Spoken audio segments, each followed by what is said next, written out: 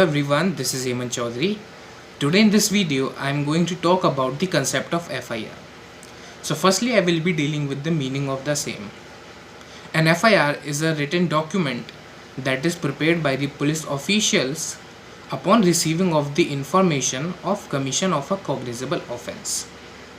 As an FIR gets lodged or registered under section 154 of CRPC. Now, it is very pertinent to note here that in the case of Lalita Kumari versus State of UP, the Supreme Court has held that it is the duty of every police officer to register the FIR upon receiving of information of commission of a cognizable offence, and it was also held by the Supreme Court that it is very mandatory for a police officer to register the FIR.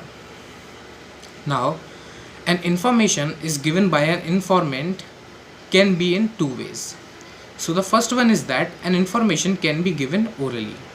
So if an information has been given orally, then it shall be reduced in writing by him or under his direction.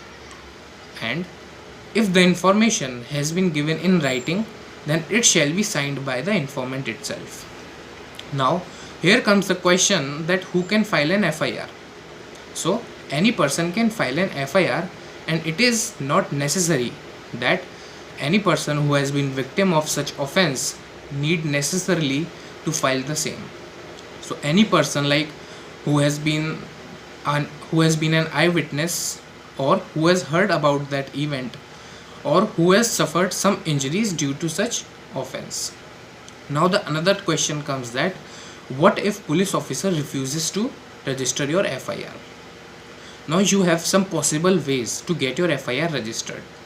So the first one is that you can file an application before the Superintendent of Police, as it is provided under section 154 clause 3 of CRPC that you may move an application before the Superintendent of Police to register your FIR.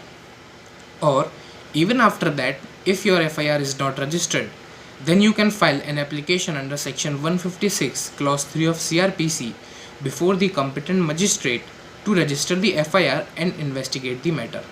Now another possible way could be that you can file a writ petition of mandamus before the Honorable High Court under Article 226 or before the Honorable Supreme Court under Article 32 of the Indian Constitution for directing the police to register your FIR and investigate the matter.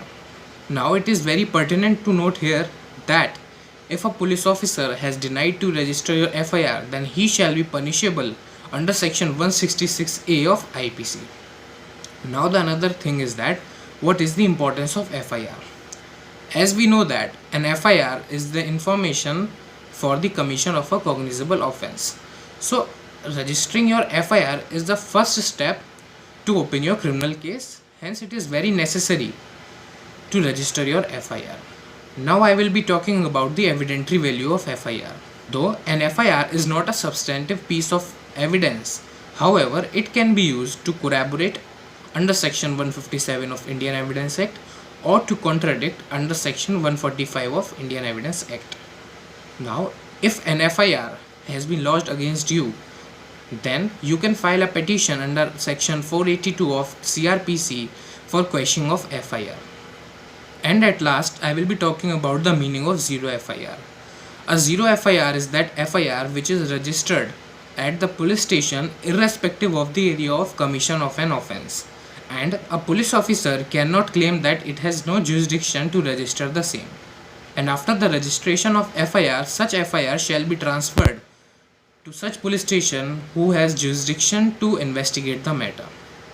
So I hope you must have found this video informative, and if you guys have any doubt, then you can ask me in the comment section, and please do like my video and follow my account for more videos. Thank you for watching.